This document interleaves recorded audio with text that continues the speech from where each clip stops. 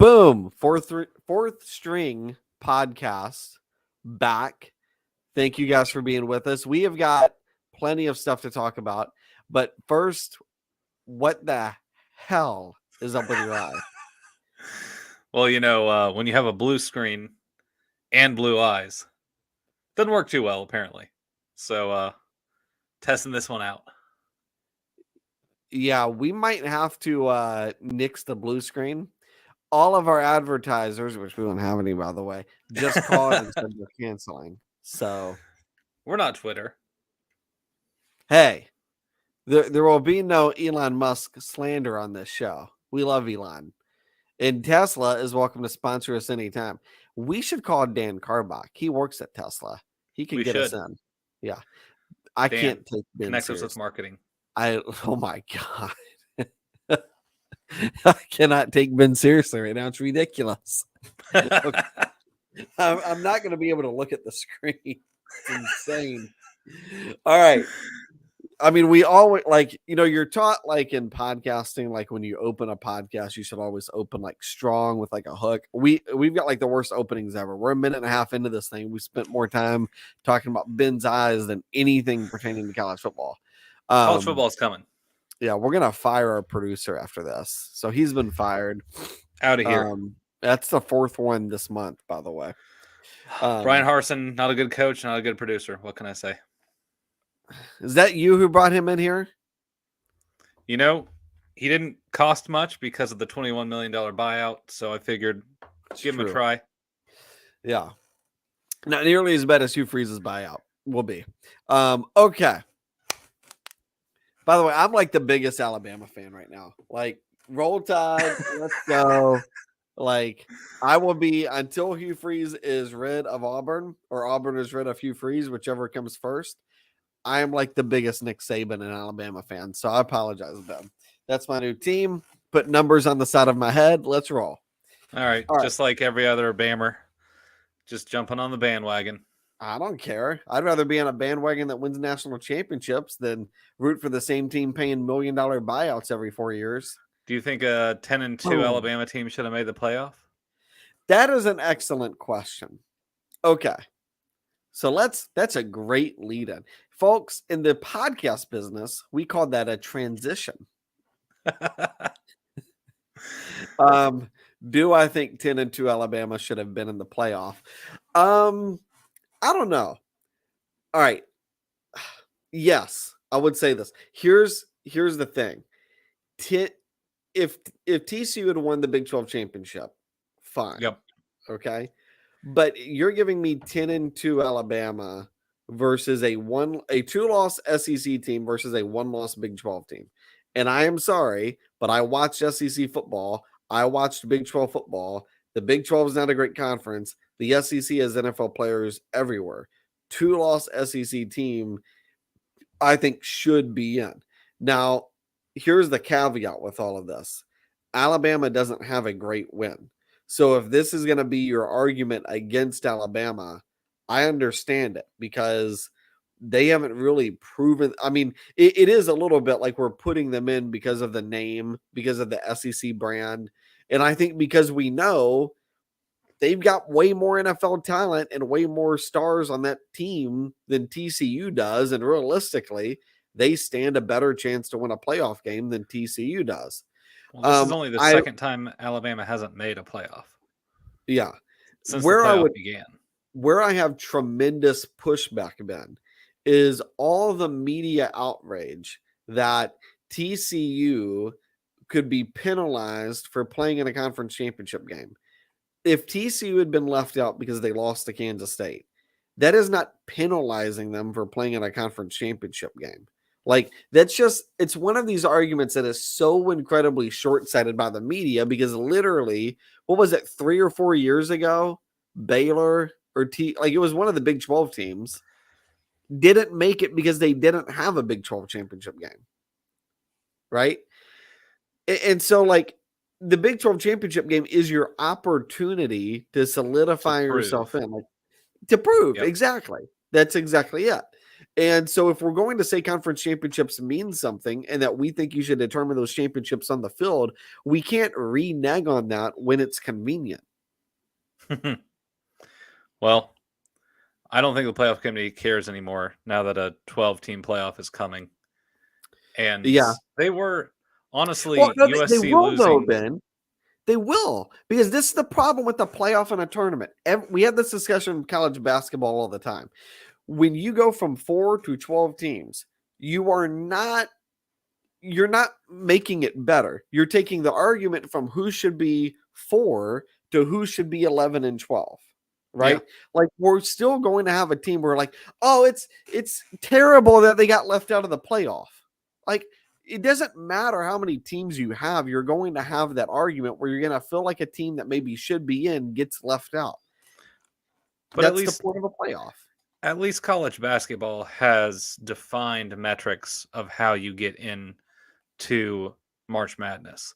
Somewhat, but every year, if Jay Bilas doesn't try and talk me into rooting for Dayton, like being a tournament team, even though they're 21-10, I mean, like, I'm sorry, but at 68 teams, can we not acknowledge that 58 of them have zero shot at winning that thing? Like, it's so like, I love it. It's a lot of fun to fill in the brackets and do all of that stuff, right?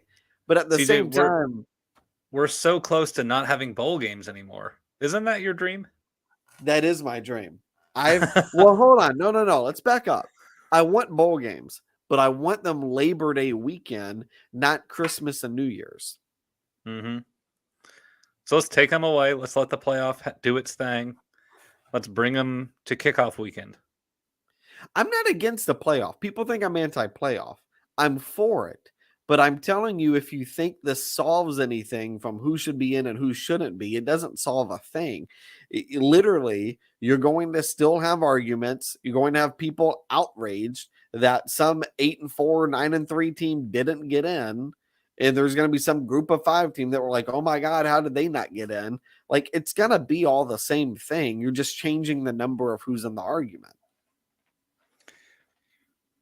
This is the first year in a while that we actually only have 2 teams that should go to a championship game. So, all right. By the way, Baker Mayfield just stepped in for the Rams, which is amazing. Let's get off of that real quick. Let's talk about the playoff this year. And if we had a 12-team playoff, what that argument would look like. So, Ben, here's the teams ranked right now that I think would be in contention for that 12-team playoff. Or for those last 2 spots to get into the playoff. Okay. USC, Penn State, Washington, Florida State, Oregon State, Oregon, Tulane. So out of that group, which 2 teams would you put into the playoff?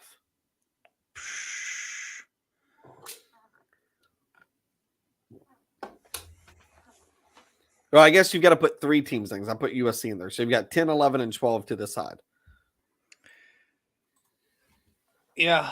So USC, Penn State, Washington, Florida State, Oregon, Tulane. 3 teams from that group that would get into the playoff. Because this would be the last 3 in, the first 3 out thing, whatever they would do. I put Tulane in for the heck of it. I'd put the future Heisman winners team in. So USC. And Oregon nor Oregon State really deserve it. Who are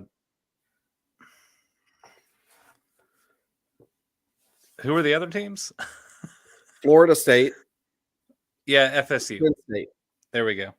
Penn State absolutely does not deserve it. Their only 2 losses, granted, were to 2 playoff teams.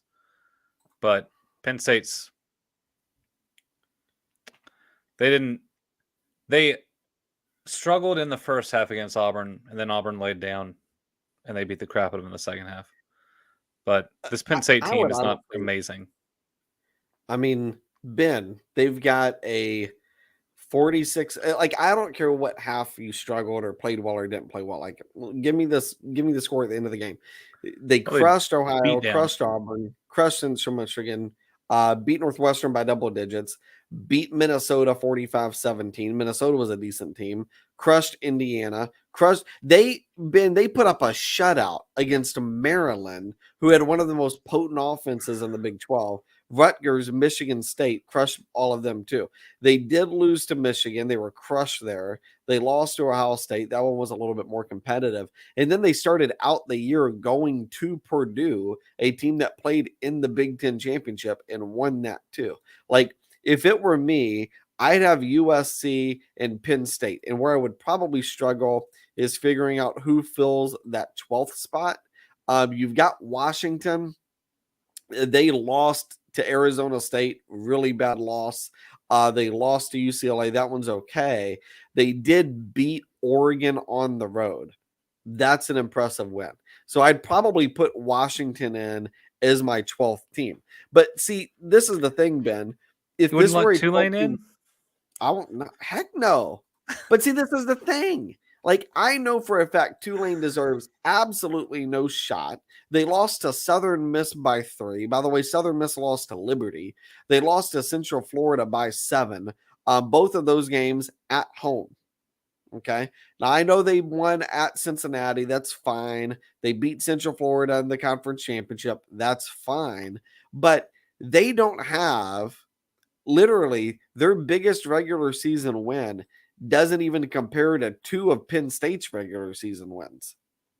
Like, I wouldn't put Tulane in. Well, they did beat Kansas State earlier in the year. That's fine. I wouldn't put them in. But this is the point of the argument, though, is that when we get into this 12-team playoff, if you have the playoff that I just proposed, where we have USC, Penn State, and Washington as your last 3 in, the media outrage for not letting Tulane in is going to be absolutely through the roof. Yep. Like, and then they're going to start saying, well, we need a 16-team playoff because Tulane would have been in a 16-team playoff. So then, okay, so a 16-team playoff. So your last 3 teams, you'd have to choose between Oregon State, Oregon, Tulane, LSU, UCLA, South Carolina. Okay. So at some point, somebody's going to be like, oh my God, I can't believe LSU didn't get into the playoff. They, beat Bama. They were in the SEC championship. Like, the argument won't end no matter how many teams are in this playoff. Well, 12's coming. And you're right. I'm fine with it. I'm just telling you. It doesn't change anything. Every year, there's going to be 3 to 4 teams that have a realistic shot. That's it. And honestly, I'd say realistically, it's probably 2. Like, Ben, Georgia, Michigan. I don't think Ohio State actually has a shot to win it. Like, I know there's some that are buying into them. I feel like it's Georgia and Michigan's championship to lose. I think it'll be a fun matchup to see Ohio State versus Georgia. I think Michigan's going to crush TCU. Yeah, look, we've all got to realize that TCU was getting destroyed, and because of their backup quarterback, who is now their starter, Max Duggan. Yeah. Because of him, they were able to get back into the game. He got them down to the 1-inch line for a 1st and goal, and they got stood up. Yeah. 4 plays in a row. And they didn't put it in his hands once. Well, and I tell you this too. Sneak. This is a great point. You just brought up a phenomenal point. When I say Georgia and Michigan, and maybe even Ohio State too, what is when you think style of play, what's the first thing that comes to mind? Big and tough. Big, tough, physical. Like, when I think Georgia and Michigan, I'm thinking about their defenses and thinking, oh my God. Yeah. They are There's more finesse in Ohio State. Yeah, for sure. But I think to your point, like, if you can't get that 1 inch against Kansas State, how are you going to do that against Michigan or against Georgia? You're not going to do that in that game. Get crushed. Yeah. No, I think just looking at the way they lost, I don't think TCU, now that you bring up that point, I don't think TCU should be in. Like, if you can't get that 1 inch against Kansas State, why would you belong in a 4-team playoff? You have no shot at winning. Like, I do think Alabama could probably get that inch. Oh, absolutely. In Kansas State, yeah. I think TCU could have gotten it if they had a competent coach. Right. They did the same play call on 3rd and 4th down. What are you doing? And I mean, I know everybody wants to say Alabama doesn't have a great win. They did beat Ole Miss on the road, so that's not too shabby. They beat Mississippi State at home 30-6. Those are 2 8-win teams. And then their losses are combined by 4 points at 2 of the toughest SEC places to play. Like, Ben, even when LSU isn't a championship team, how often do they lose at Death Valley? Not very often. Pretty good home field advantage there. I'd argue it's probably the best home field advantage in the SEC altogether. Yeah, I'd agree with that. Especially when LSU is humming. Yeah, when LSU is humming, that place is impossible to win at. Tennessee. Now, we've forgotten about Tennessee because they haven't been this relevant in maybe 2 decades, right? But I think we saw Tennessee this year. 110,000 fans in that stadium. Yeah. Neyland Stadium's huge. So I think we saw Tennessee this year, just how tough it is to win there, but we're not giving them credit for it just yet. Guys, that place, when Tennessee is a good football team, it is one of the toughest places to win. Like, it's just absolutely brutal to go to Tennessee and pull off a W. And the fact is, Alabama lost to TCU on a last-second, wobbly field goal, and Alabama lost to LSU by a point because LSU went for 2, right? It's not. But Alabama also beat Texas on a wobbly field goal in the closing seconds and beat Texas A&M, who sucked most of the year, when they had a 4th and 1 and they threw a fade to the right side of the field. Right, but Ben, the difference is I'm not leveraging those wins for why Alabama should be in. I'm arguing the fact that you can't say just simply that they're 10-2 and TCU is 12-1, that definitively means TCU is a better team because they have 1 less loss than Alabama. You have to look at the context rather, of what happened in those games. Yep. Like, I would prefer to take the team that lost on a weird field goal and take the team that lost on a weird 2-point conversion versus the team that lost because they couldn't get an inch 4 plays in a row. Like, how you win and how you lose is, especially how you lose, to me, is everything. Like, I'd be fine if Ohio State wasn't in because they got absolutely smacked at home. USC and TCU both losing in the same weekend, in championship weekend, put the playoff committee in quite a pickle. It did. Because it was a lose-lose situation for them. No matter who they picked, they were going to get scrutinized. Yeah, and I do think that's probably why they just kind of left it as it was, because, I don't know. I agree with you. So let's talk about USC because that game was absolutely ridiculous. Second half, man. It's nuts. Yeah. Well, I thought Caleb Williams, freaking phenom. But here's the thing, though. And I do think Lincoln Riley is a good coach, but he has got to get him an offensive line first and foremost. Because the guys are running for his life every play. So I think he's got to get him an offensive line, and he's got to get himself some players on that secondary because Cam Rising just completely tore that secondary apart. This is the thing with Utah. I think it's real interesting. So last year, everybody was in love with Oregon, and they played Utah. And I said Utah is going to smack the crap out of them, and they did. And then they played in the Pac-12 title game, and I doubled down. I said Utah is going to do this again, and then they did. Right? Same thing this year. Utah beats USC. They get them again in the Pac-12 championship game. Everybody takes USC, and Utah does it a second time. It's insane what Kyle Whittingham does with that team. I mean, it's ridiculous. Yep.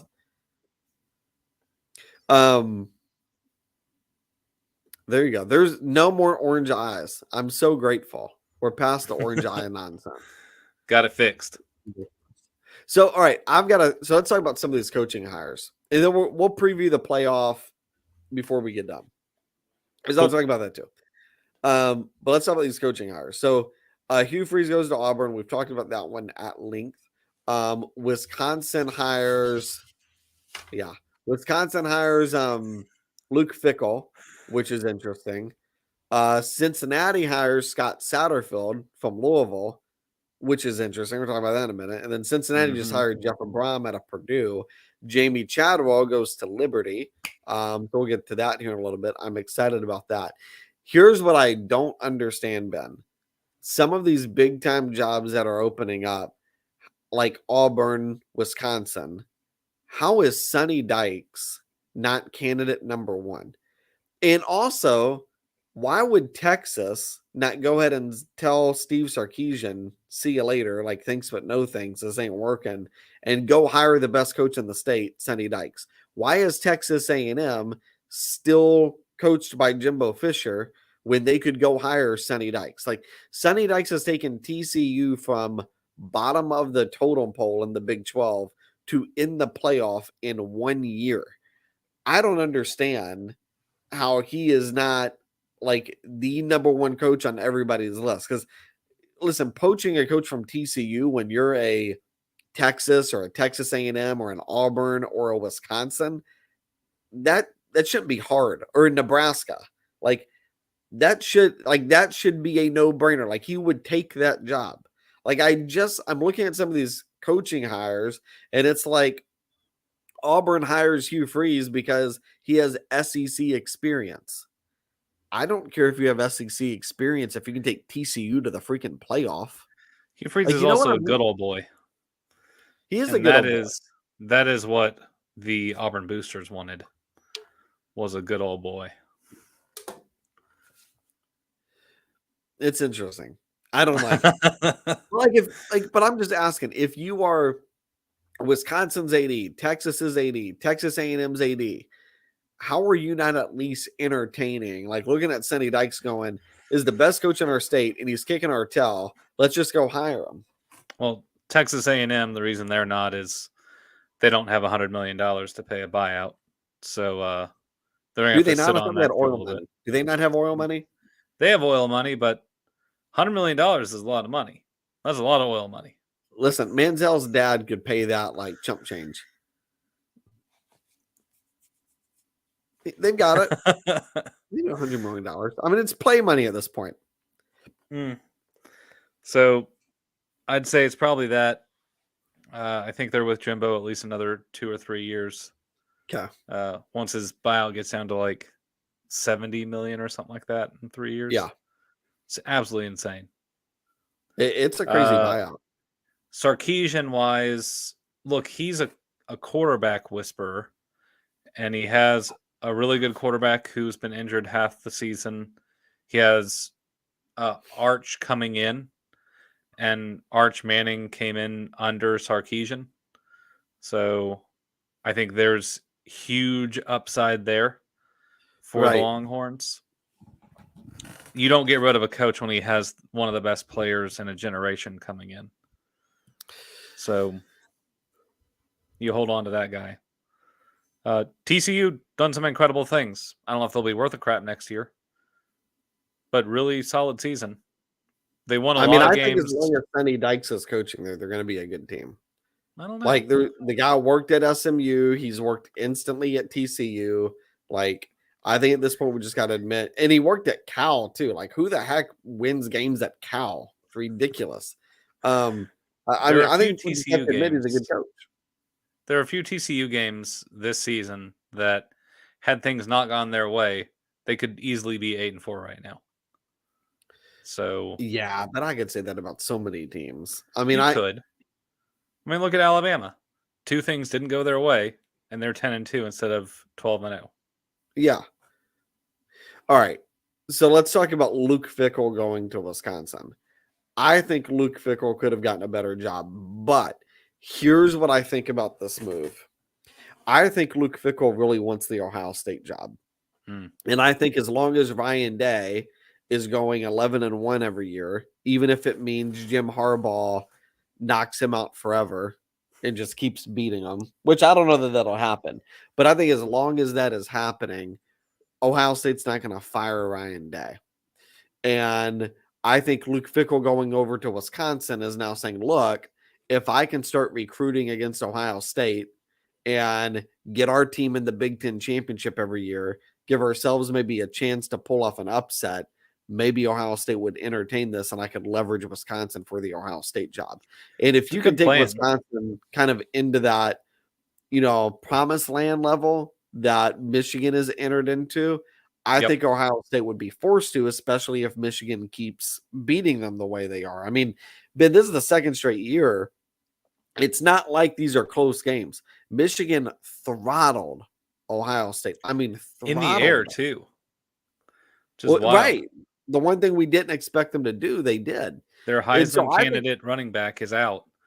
And so I think Luke Fickell's looking at Wisconsin going, look, this is a good school. It's a good program. They'll give me what I need to recruit. I'm going into the Big Ten. I'm going to go toe to toe with Ohio State. If I can win games at Cincinnati and get them to the playoff, I can win some games at Wisconsin and potentially knock off an Ohio State. Like, I think that's eventually, like, him going to Wisconsin of all places seemed very peculiar to me.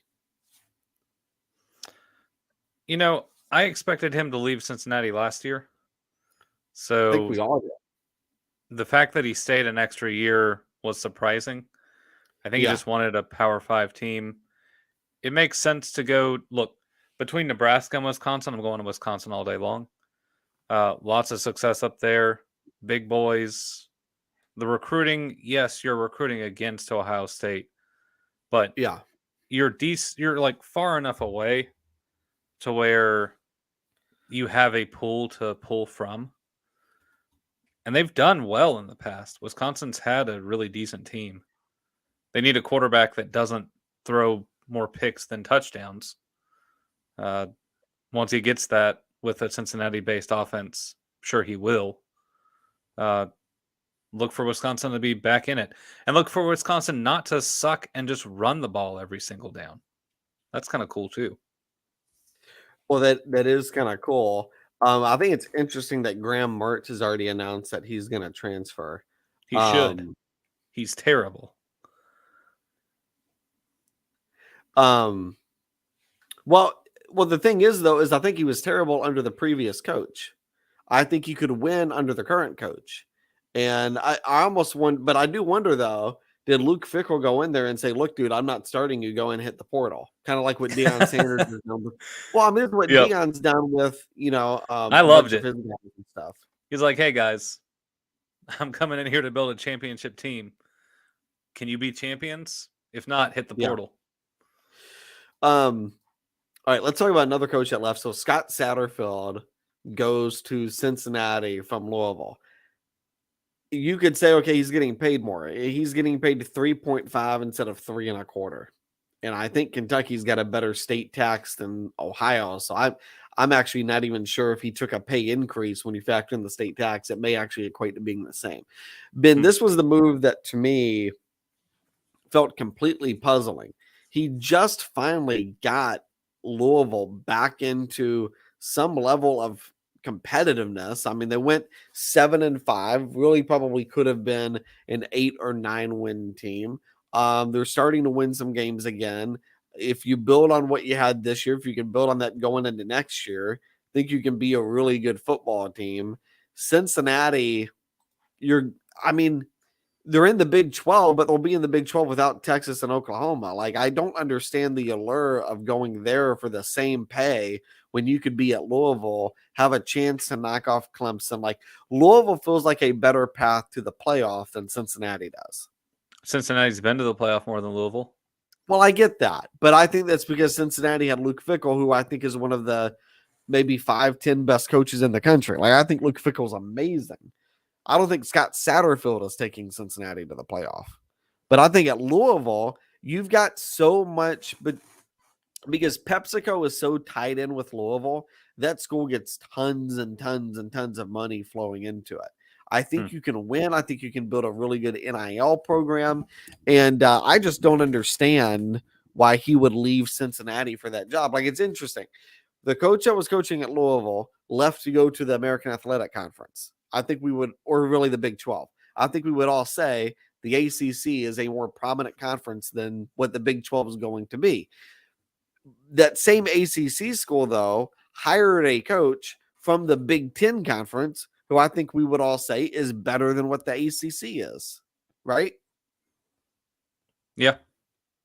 Okay, I just think the coaching moves between those three programs, Purdue, Louisville, Cincinnati, is really interesting with how these conferences are changing. And so, like, you look at Jeff Brohm, who's now going from Purdue to Louisville, and I know he's got ties to Louisville.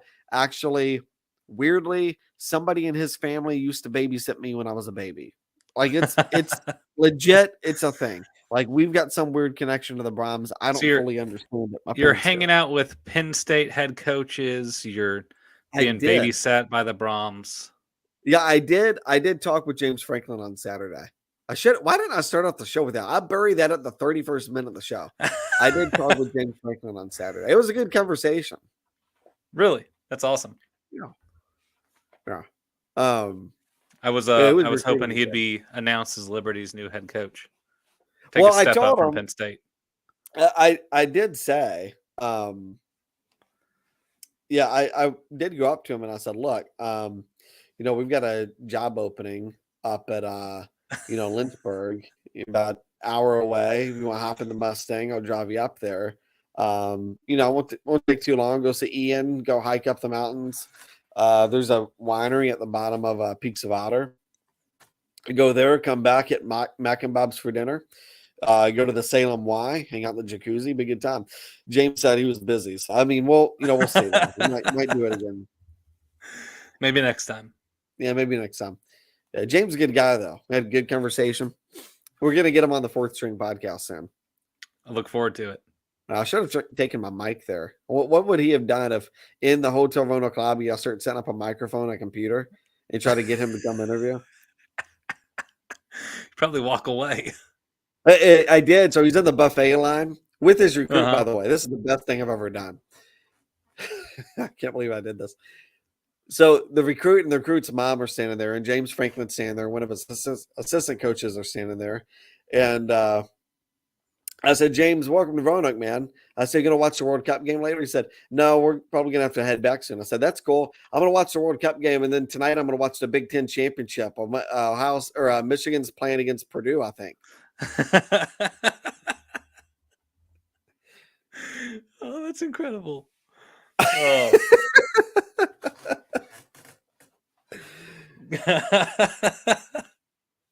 He took a picture with me afterwards, so it couldn't have been that bad. Yeah. That was after that comment? That was after that comment. Yeah. I mean, we're be a nice guy then. Line and yeah. So anyways. Super nice guy though. Super nice. No, actually I told him I wanted a picture. He said, yeah, I'll hook up with you later. As he'll get ready to do breakfast with the recruit. And he did. He came and found me later to grab a picture. It was like an hour later.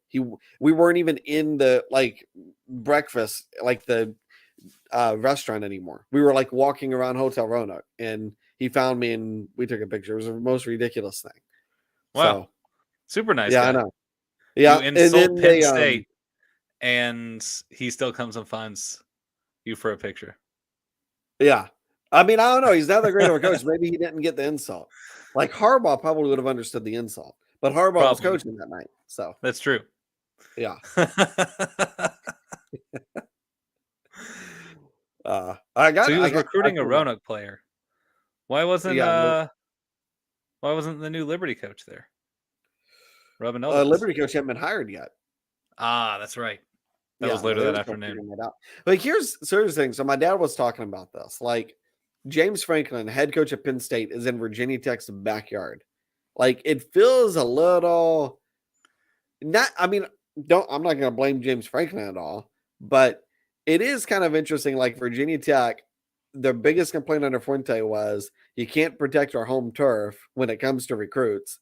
And now they moved on to Brent Pry, and it still feels like you can't protect our home turf. Should have hired Baby Beamer. Should have hired Baby. I don't know that he's going to last. Like I honestly, this was one of the most like Virginia Tech was not a great team coming into the year. I think we all knew that, but they were not 3-win bad. Like they're not that bad. They are Yep. maybe 6 or 7-win bad, not 3 wins bad. You know, they bring in a really talented quarterback from Marshall. It had some talent on the offensive side of the ball, needed some help on the defensive end. But yeah, I mean, this is, I don't know. Like, I watched Virginia Tech. If what's his name can go down to Duke, the defensive coordinator from Texas A&M can go to Duke, win 8 games, be an inch away from getting them into the ACC championship game. Why can't Brent Pry get you to a bowl game at Virginia Tech? I think that has to be asked. All right. I love Let's it. talk about Jamie Chadwell to Liberty. Give Brent Pry an extension. Just saying. Yeah, Ben wants Tech to suck forever. Which so far Ben's wishes coming to fruition. Perfect. All right, let's talk about Jamie Chadwell. Jamie Chadwell. So we brought on Chad last week, and all right, I wish we could play a replay of it because we were going through head coaches' names, and I started bringing up some concerns I had about Jamie Chadwell, and Chad seemed adamant that Chadwell was the top choice, the number 1 pick. Yep. Yeah. So come to find out, he had actually already signed everything. But there was a clause that said if it had been leaked by Liberty prior to it being announced after the Sun Belt Conference Championship game, he could terminate everything. So, anyways, pretty much found out from Chad, Jamie Chadwell was his number 1 choice last week, is that it was already a done deal. But I don't know. How much Coastal Carolina football have you actually watched in the past couple of years? Any? Only when I wanted the Sea Chickens to lose to BYU. They won though. That they did. I know. I wasn't happy. No, me neither. I hate the Beach Chickens. I hate them. No, so I mean, I will tell you this. I think you just have to sometimes look at a guy and go, does he understand the game? You know, how competent is he just at understanding the game? It was like the thing with Chip Kelly. Like everybody would always say, Chip Kelly is his system going to work in the NFL or going to work in college football? I don't know about a system. I can't tell you about a system, but I tell you this, Chip Kelly's really, really smart and he understands football. And even if his system doesn't work, I think you could pivot and have another system or come up with another playbook. And I look at Jamie Chadwell kind of like the same way. Like, is Liberty really going to be running a triple option offense the next few years? I don't know, right? But if it doesn't work, I think you could pivot to something else. Don't they have? Didn't the or what are they? What are the Sea Chickens? Was there? They are the Chanticleers. Okay. Didn't they have like somewhat of an air raid offense? So they pass out of the triple option. It's not Georgia Tech's triple option. Yeah. Okay, so it's not like you're going to have a game where you look up at the box where you're like, wow, we threw 2 times for 2 completions and only had 14 passing yards and like 400 rushing yards. That's not going to be it. You're still going to have like between 25 to 30 passing attempts, but it's out of the triple option. We'll just get a couple it's really like a good pass option out of the triple option. Yeah, a couple good hands running backs, and you're golden. Yeah. Well, it's going to be interesting. Grayson McCall needs to transfer in, I think, for it to work. Liberty's quarterback room right now is awful. By the way, Hugh Freeze hired Liberty's offensive coordinator and quarterback coach. That was the best thing Hugh Freeze could have done for Liberty, is getting that guy out of the building. So congrats on that, because Liberty's quarterback room this year sucked. It was awful. Well, it wasn't that bad. You guys went 4 deep and still won most of your games. Not because of the quarterback, despite the quarterback play, despite the offensive play. And I will tell you this, like Liberty's offense has always been incredibly dependent on like 1 or 2 superstars. Like first it was Antonio Gandy Golden, then it was Malik Willis. This year it was you had Day Hunter, and then you had Demario Douglas. It's always like one or two superstars. You're so dependent on them. If that guy gets taken out of the game, you have no offense. So, anyways, Kent Austin going down to Auburn as your new offensive coordinator. Congrats on it. Think you'll be looking for a new offensive coordinator next year. Exciting. I honestly have not paid attention at all about who he's hired. So yeah. All right, let's talk about Dion. Talk about Colorado. Oh yeah. Were you surprised? I thought it was interesting because one, Dion went from a is it HBU? HBCU. HBCU, historically Yeah. black college university, Yep. to the whitest of white places in the US. Colorado. It's not the whitest of white places. That would be Ole Miss. If Dion took the job at Ole Miss, that would be interesting. I guess that's true. There's him coaching a team where fans are wearing Confederate uniforms in the stands would be ridiculous. Ooh, I didn't think about that. But see, that's not like pasty white. That's like racist white. So, but still, Colorado's an interesting place. They suck, and he can definitely go from nothing to something very quickly there.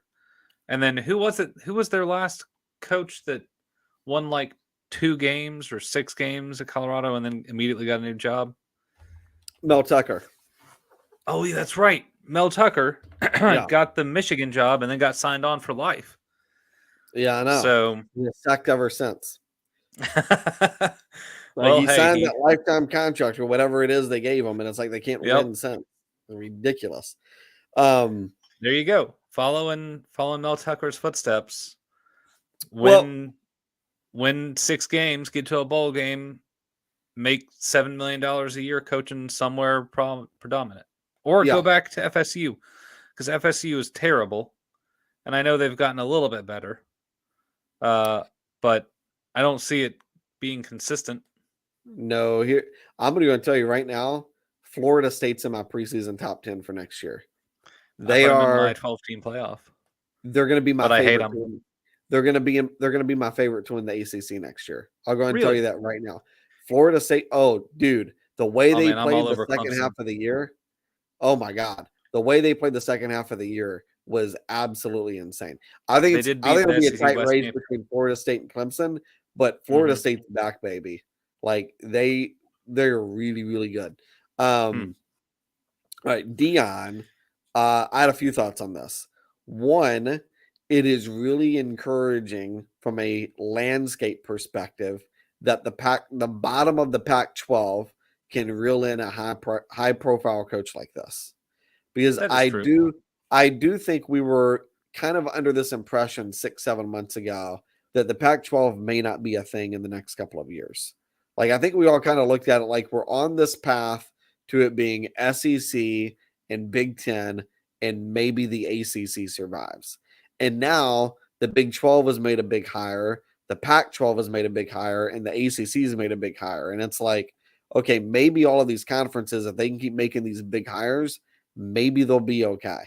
And so I think that was huge that the Pac-12 could get a coach like Deion Sanders into the worst program in their conference. That's cool. And by the way, he's going to instantly bring in, like he's already brought in Shadur Sanders. That was a 4-star recruit. He's going to bring in other top tier players. He's got a lot of players he'll transfer in from Jackson State. So, oh no, for sure. Now, how many games would Jackson State have won in the Pac-12 this year? I don't know. Well, they would have probably beat Stanford. That is true. That is true. They would have beaten Stanford. But I mean, like, again, like they'll win games. I think it's going to be interesting. I don't understand it from a Deion Sanders perspective, because Deion Sanders doesn't need the money. Like some of these coaches, like Hugh Freeze going from like $5 million at Liberty to what's Auburn paying him, like $8? Too much. Yep. I don't know what it is. I had I some haven't rumors looked for it like up. 8, 9. Like you get a $3 million pay raise and you're Hugh Freeze. I'm like, okay, I get it, right? Just don't let Pete Thamel leak it 2 hours for the last home game, you idiot. Um, but on that note, like I get that. Deion Sanders, though, this guy's worth, I mean, millions of dollars. He doesn't need the money. I don't even look at him as somebody that wants to work his way up the coaching ranks to like an A&M or something big like that. Like I guess I just looked at Deion as like kind of being this novelty that he's coaching at a real small school and can convince these super high profile recruits to come there. And his message to all of these recruits is you don't need those big programs to be successful. You can come to Jackson State to an HBCU and be successful, which is a great message. But then Deion takes the job at Colorado because he wants to be more successful. And then his message is well, you're hating on a black man wanting to be successful. It's like, no, I'm all for it. Like David Shaw had the job at Stanford. Mel Tucker's got the job at Michigan State. Like, I've got no problem with that. But your message has now shifted to you need all these players to come play for you at Colorado. Well, what happened to Jackson State? Like what I thought Deion Sanders was going to do is turn down all of these jobs and then go and recruit his players and say, look, I was offered big time college football jobs and I turned them down to be at Jackson State. So I'm going to put my money where my mouth is. And it's just so off brand for what Deion has preached the past few years. Yep. It's very true. I think he feels like he's proved that he can be championship caliber based on what he did at Jackson State. Yep. Now, it's similar to Clemson over the past few years. When Dabo got there, Clemson was nothing. And he had this little boy mindset of everyone looks down upon us and we're going to rise to the challenge. And now he's gotten to the point where they are the best team in the ACC and no one's doubting that. So you have to change your message. That's pretty hard. I think Deion's going to take on what Dabo had at Clemson and say, all right, well, no one thinks we can do it, but we're going to be champions and you're going to watch. So it changes his message, but it's not like coaches don't change their message based on their success in their program. So I don't really see an issue with it. It is interesting. It was an interesting move for me, for sure. But I know that based on who he is and the excitement that he brings, people will come. For sure. All right. Let's talk about, so there is something else with this job that I think is really, really interesting because I think the future of where I think Deion could go in the next few years would be the perfect match. And I do think now that he's at Colorado, he can leverage it for this job. I don't think he would have been able to do it at Jackson State. So, we put the Jackson State stuff behind us, looking into the future. Ben, Miami opens up here in the next 2 years. I think it will. I don't think Cristobal is a very good coach. Does Deion Sanders not feel like Miami Hurricanes? And I know he played at Florida State. Yeah. He played at Florida State. Now, I get it. It feels sacrilegious to play at Florida State and go to Miami. But Ben, his personality, his swagger, that is the thing that has been missing from Miami football ever since the early mid 2000s. And they haven't had it since, and they've missed success. He would be totally on brand. Yeah, no, I agree. That'd be tough though, because I know he has some loyalties at FSU.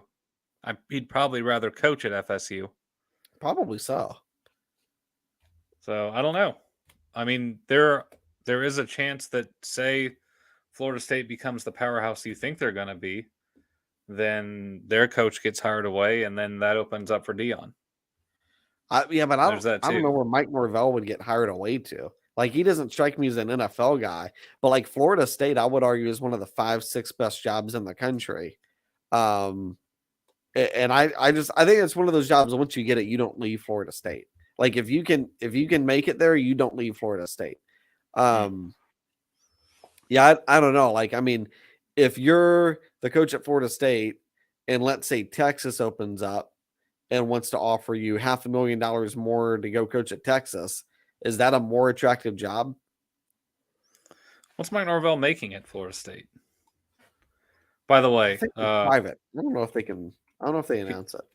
Hugh Freeze is making $6.5 million. I don't know what his buyout is. I was looking it up. What's that? Let's see. 75% of the remaining money in his contract. Mike Norvell is making 6.785. So there you go. So Sarkisian's making. What is Steve Sarkisian making? Steve Sarkisian's salary 5.4. 5.4. Okay. Oh wow, that's it. That's nice. Liberty was paying as much for Hugh Freeze as Texas is paying Steve Sarkisian. That's wild, isn't it? My mind is completely blown right now.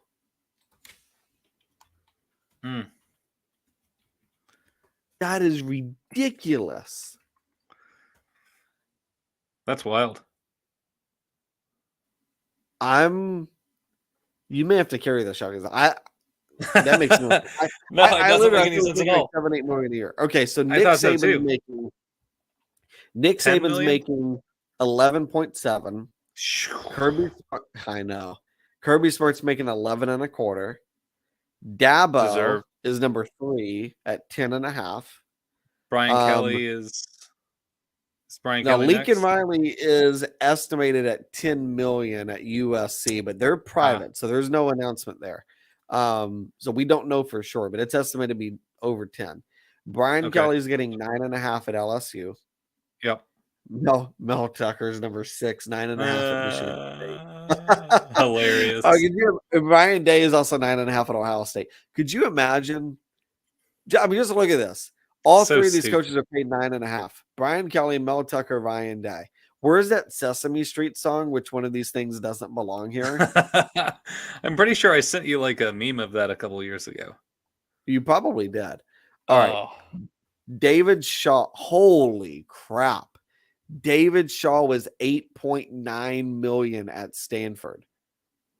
Are you kidding? And they've been awful for like years. And he stepped down. Oh my God. They were paying him $9 million. Nobody goes to Stanford games. They were paying $1 million per attendee. Oh my gosh. What the heck? All right. Mario Cristobal, $8 million at Miami. What a waste. Yeah, I know. Jimbo, 7.5 at Texas A&M. Lane Kiffin, 7.25 at Ole Miss. Now this is interesting. We need to talk about this. Jim Harbaugh is $7 million at Michigan. Now there are rumors that Jim Harbaugh is going to go to the NFL this year. Yep. By the way, I do not think he would take the Indianapolis Colts job. There's zero chance of that happening. I don't think he would take the Arizona Cardinals job. There's zero chance of that happening. But if the Los Angeles Chargers open up, that feels like the best NFL job potentially on the market. That I could see him taking. I'd love it if he took the Carolina Panthers. But regardless. Well, he was at the 49ers before. He was at the 49ers before. Regardless of what happens with his NFL job, though, Michigan's going to have to pay him more than $7 million a year after this. Two straight. I mean, don't you think straight playoff appearances? He's got to make more. Oh yeah, and last year, all of his bonus money he gave to like the school or something like that. Did he really? Yeah, he gave it. He gave it to the people that were impacted by the pandemic or something like that. Oh wow. Yeah, I don't think if you're Jim Harbaugh or if you're whoever his agent is, At this point, you got to go to your AD and say, look, Ryan Day's making $2.5 million more than me, and I keep beating him. Lane Kiffin's making $250,000 more than me. Like, I shouldn't be on the same pay scale as Lane Kiffin, and I love Lane Kiffin, but he shouldn't be on the pay scale as Lane Kiffin. Like, that's ridiculous to me. Mel Tucker is making $2.5 million more coaching Michigan State than Michigan. Isn't Michigan supposed to be big brother to Michigan State? Uh-huh. Oh, so All right. here's the thing for Harbaugh. He donated his $1.5 million bonus for the 2021 football season to the Michigan athletics department.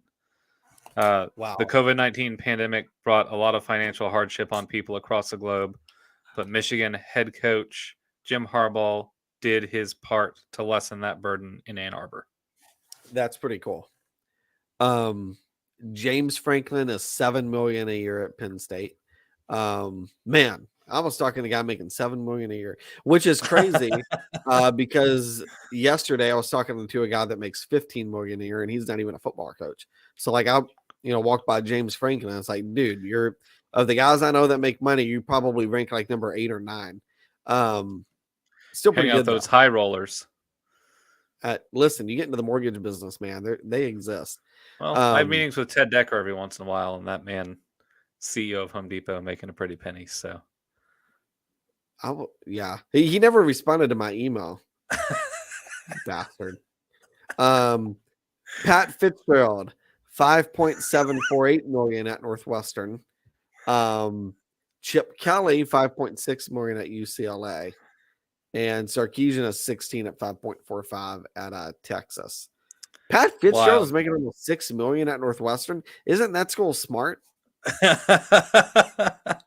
Making more than Sarkisian. To have one winning season every once in a while. It's pretty great. It's pretty crazy. Like, do you imagine Steve Sarkisian? You walk up to your AD, you're like, dude, I can't be paid less than the coach at Northwestern. Well, start winning games and he can do it. Got to be refreshing to not see Brian Harsin on that list, though. Oh yeah. Can't seem to find anything beyond who is 16th. Trying to look for it. That's kind of was where Hugh Freeze on that list? No. But I mean, yeah. Well, so here's the thing, though. So here's the thing. I mean, that list went to 16. All right, let's see, 25. So PJ Fleck was making 5.1. So Hugh Freeze was somewhere around 25th highest paid coach in the country at Liberty. Yep. Now he's somewhere in the teens. Yeah. Making 6.5. PJ Fleck. That's a good guy. Lots of places I could pay him more. Yeah. All right, let's see. Mike Gundy's making 7.5. He's a man. Luke Fickle's going to make 7.5 at Wisconsin. Okay, well there you go. Mark Stoops is making $9 million at Kentucky. What? Get rid of the basketball school quotes. They're paying their coach $9 million. Good Lord. Well, they've been good. Well, I don't disagree. This year. But I didn't know they could pay $9 million for their basketball coach. No, their football coach? Football coach. Yeah. Yep. What? This can't be right. This is from fanbuzz.com. We're spending way too much time on this, but I find this fascinating. All right. Same. What is Mark Stoops' salary? $9 million annually. What the crap? I've been to Kentucky. There is no money in that state. There's grass and horses. There ain't no money. And I don't mean like the smokable grass. I mean, you could smoke it, but it would come out blue. Does Kentucky have some version of alcohol? They have a lot of whiskey there. Yeah, I mean, it's the whiskey capital of the world. Yeah, there you go. Either that or Tennessee. But still, $9 million. Where's that coming from? Maybe the basketball program. I don't know. Boosters. Basketball program ain't making that much money. No basketball program makes $9 million. I mean, yeah, I don't know where these Kentucky boosters are. That is crazy. Hey, well, hold on. What's John Calipari's salary? Okay. Because this can get real Well, funny. 95% of bourbon comes from Kentucky distillers. Yeah, I mean, So yeah, but bourbon money. well, yeah, but that ain't oil money. It's not. Yeah, You can't I mean, drink you might be oil. able to run a car off of it. I don't know. Oh, this is amazing. John Calipari makes $8 million a year. Mark What? Stoops makes Mark Stoops makes $9 million a year. John Calipari makes $8 million a year. Basketball school, my ass. Wow. That is ridiculous. What is okay? Hold on, one more. Brent Well, Price salary. Calipari makes 8.6. So he's close. He's still below. Okay, so Price salary is $4 million right now. It'll go up to 5 by 2026. So literally, Virginia Tech is paying Brent Pry the same amount that Liberty is paying Jamie Chadwell. Well, Jamie Chadwell will win more games than Virginia Tech will. So there's that. We'll see. I'm interested to see how next year pans out. All right, we got to talk about this playoff thing now, don't we? Is that a thing? Yeah. All right. No one's gonna watch that. So Georgia taking on Ohio State. Yep. I do think that one could be relatively close simply because of this. CJ Stroud versus Stetson Bennett. I think Stroud is a better quarterback. But Ben, I think it's a lot closer than anybody actually wants to admit. Bennett's been on fire this year. I mean, he has been money. And I would take Georgia's defense any day over Ohio State. So I know people want to make it out to be like maybe Ohio State's got a chance. I think it's a small chance. I'm going to take Georgia to win that one 38-21 over Ohio State. Oh, yeah. I fully expect Georgia to put the whooping on. Look, they beat LSU 50-30. They went for it on 2-point conversion to make it 50 points. I love that. Go for it.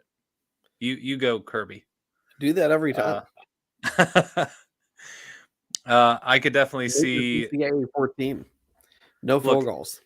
If Michigan can beat Ohio State, what was it, 46 or something like that? Yeah. What was the score of that game? 46-21 or something like that?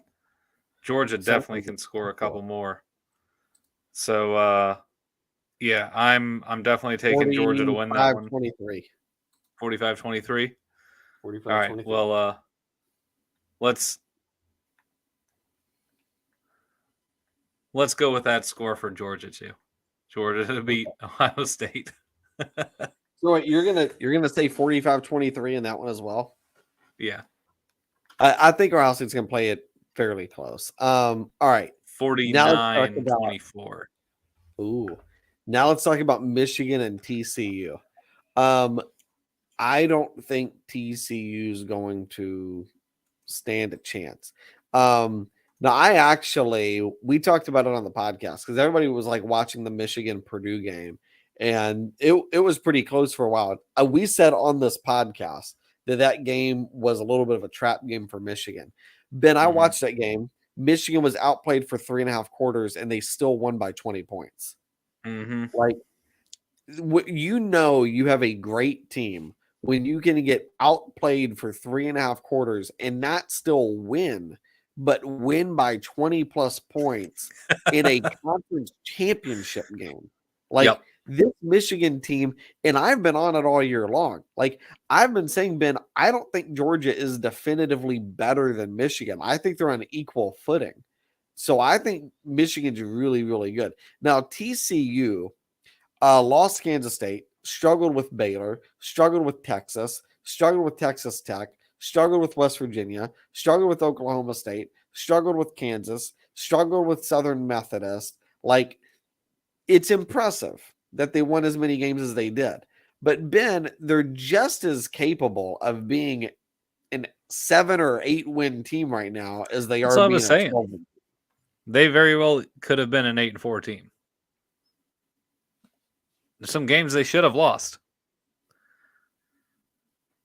So, yeah, look, the fact that the Kansas State game was somewhat of a blowout, and then they came back and lost because they couldn't get an inch over the goal line. Michigan can beat you on the ground, in the air. Oh, and by the way, their defense is really good. So I could see Michigan not only blowing out TCU, but shutting out TCU. Yeah, I could too. No, I mean, I think Max Duggan is going to get exposed this game. I'm going to take Michigan to win this 31-6. I like that. Yeah. I'll tell you this too. I tweeted this. I would take last year's Cincinnati team over this year's TCU team by double digits.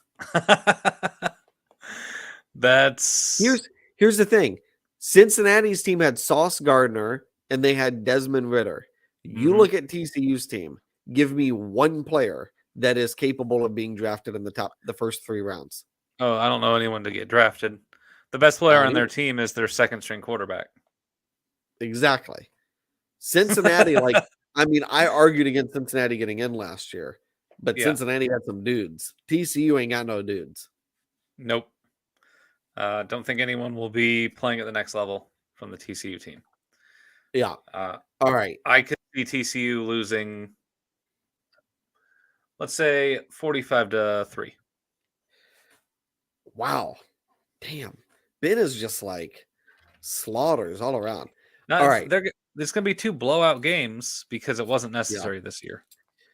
All right. National championship game. We both got Georgia and Michigan. Yep. I would today, Ben, take Michigan to win close.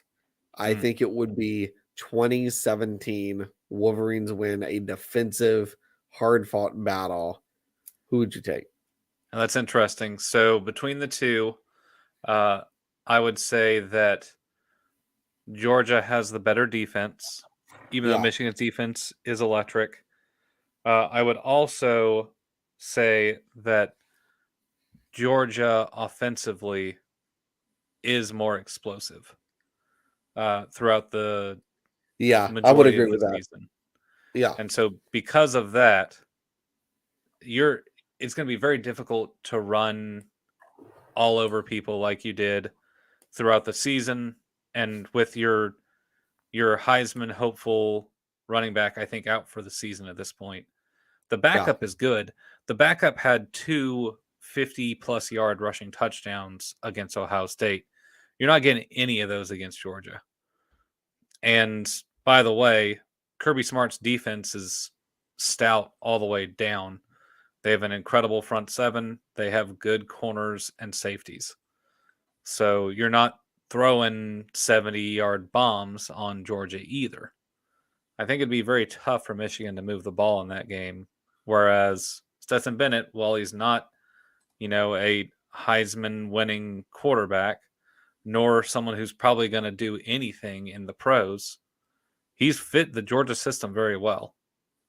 And he can throw it to the wide receivers they have, and they can run the ball down your throat. I'd still take Georgia to go back-to-back national champions, riding on their defense, but the offense won't be far behind. Yeah. I don't know. I think it's going to be a really, really tight game. I wish the game were being played in MetLife Stadium in the snow. That would be my desire. I want to see those now. Snow. Now you put the game in the snow. That's a different story. When's the last time Georgia saw white stuff on the ground? Well, never, because they won't play an away game out of they won't travel past I don't know.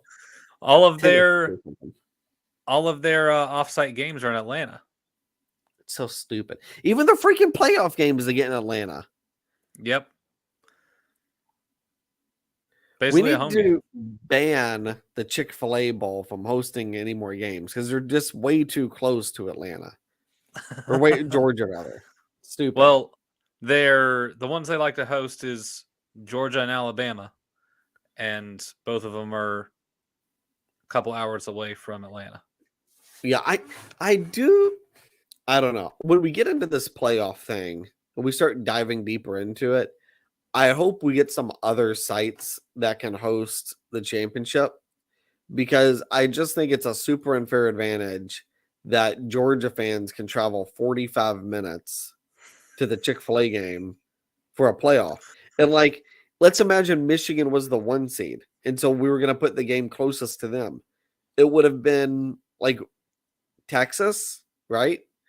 Like, what would have been the closest like playoff location for Michigan that's available? It wouldn't have been anywhere close to Michigan. Like, they don't have any driving distance games. So I hope we can add in like a Detroit or an Indy or something like that into the mix because it does feel like the sport is catering to the SEC more so than the Big Ten. I mean, historically it has. But agreed, there's a ton of NFL stadiums up in the Northeast. Yeah. So get a couple deals together. We haven't even talked about transfer portal stuff. I don't know if we're gonna have time. We're over an hour into this thing. You spent too much time about coach salaries. Well, we shouldn't have talked about your stupid orange eyes either, but here we are. Transfer portal, recruiting, Heisman Trophy winning. Give it to Caleb Williams. I never cared about the Heisman Trophy. What? It's one of my favorite things in NCAA football. I just don't pay attention to it. I always pad my stats in that game so I can win the Heisman. Just want to. Oh, you mean the football? Yeah, I don't care about that either. Yeah, just the Heisman thing's like never been a big deal to me. And I don't really like individual awards either. Like in the NFL, I don't really pay attention to it. Yeah, it was a big deal when Auburn had 2 Heismans and Alabama had none. Then Auburn had 3 Heismans, but then Alabama got like 5 in a row or something like that. So, did Cam win a Heisman? He did. It's one of our 3 Heisman Trophy winners. So hold on, let me see if I can get this right. So Cam won one. Hold on, guy who played baseball. Why am I blanking on his name? Bo knows. Bo Jackson. He won one, right? Yep. Okay. So the other one. Long time ago. Who won it? Pat Sullivan. Pretty sure he was our quarterback. Quarterback on the first national championship team. Long time ago. Really? Yep. Why did I not think it? I should have known that. So Pat Sullivan, Bo Jackson, and Cam Newton are the 3 Auburn winners. Actually, no, he was in 1971. So that was after our first championship. But he had a 9-1 regular season, so pretty good. Still way before my birthday. There you go. Yeah, so I wouldn't have known. I wasn't watching. All right. Any closing thoughts, Ben? We're an hour 15 minutes. Blue screens are bad. And pay your coaches more if you want good coaches. Unless you're Michigan State. Pay your coaches less.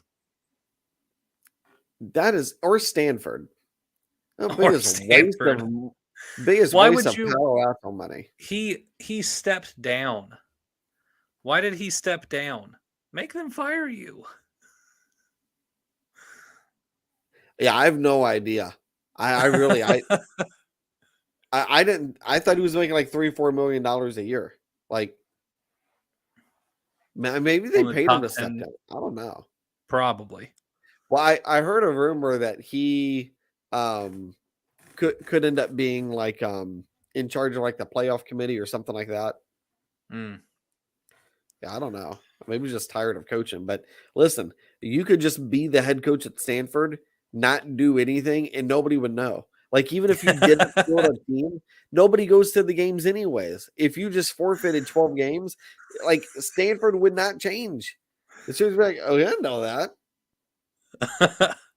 You could definitely get some players just to come out on a Saturday, suit up. I'm sure you could take the guy that's dressing up as the tree, put him at quarterback. You're fine. It doesn't Probably change. score about as many points. Probably would.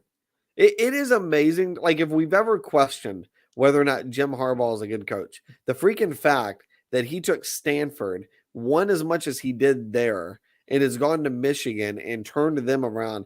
I mean, he freaking convinced Andrew Luck to go to Stanford. Yeah.